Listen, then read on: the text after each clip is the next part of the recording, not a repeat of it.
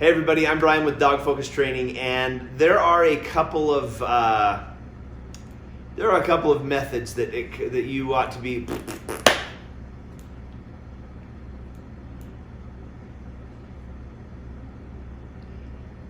Hey everybody, Brian with Dog Focus Training, and we've got a video coming up that's going to show you how to take care of your dog's toenails.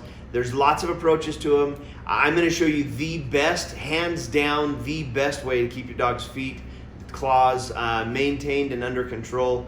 But if that method doesn't work for you, I also have two other ideas that might serve your purpose. So let's get to the video.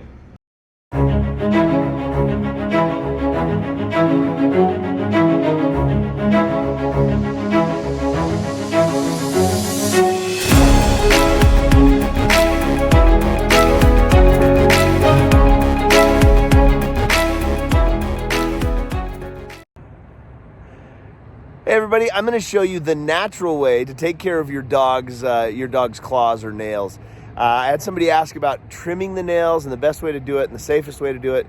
It is possible if you cut too far up that you can actually get up into the nerves and some veins, and your dog's toenails, your dog's claws can bleed profusely.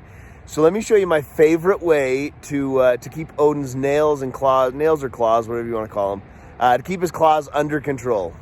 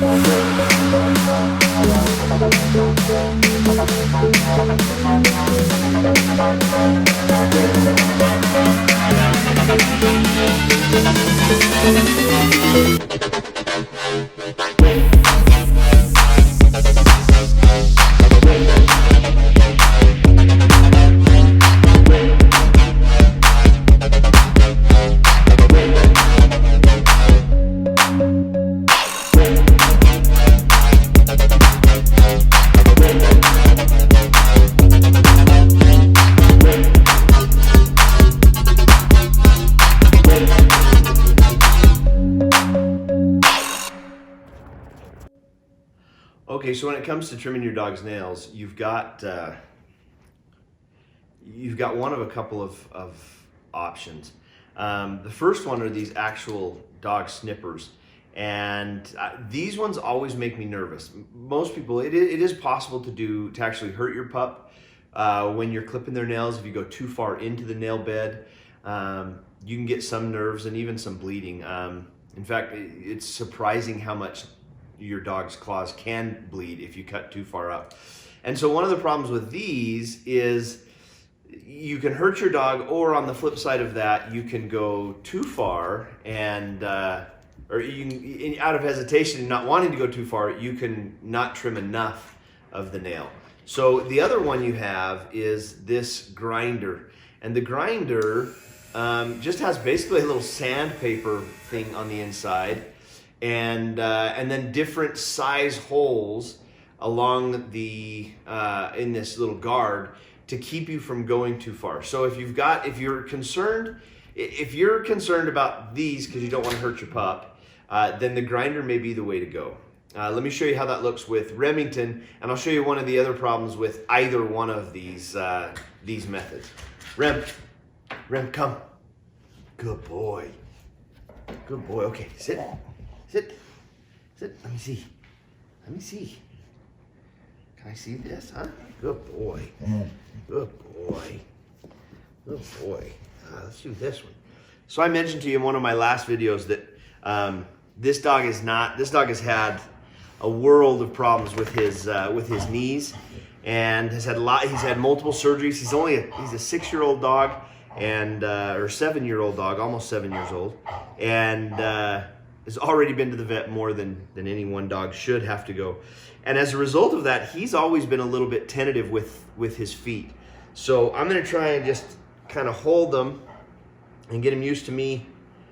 Just get him used to me holding this. But as I get this close, let's give this a whirl. What do you think of that, huh? What do you think, huh? And then I'm just gonna go ahead.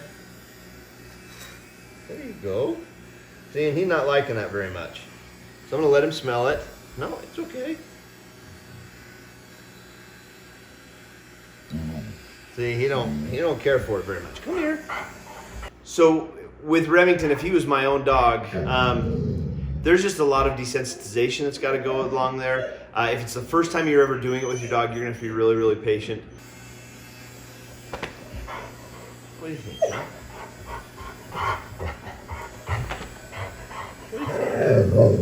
What? What? You big burly dog.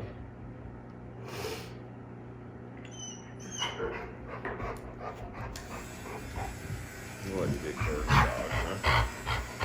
What? Oh.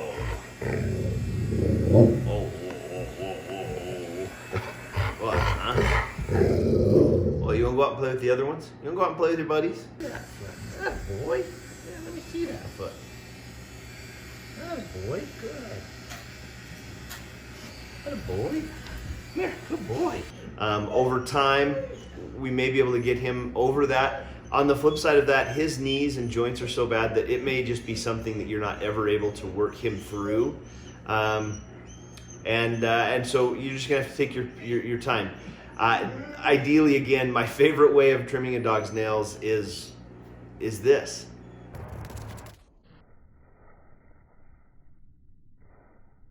Hey everybody, thanks for watching our video on how to maintain your dog's feet, how to keep those claws in order.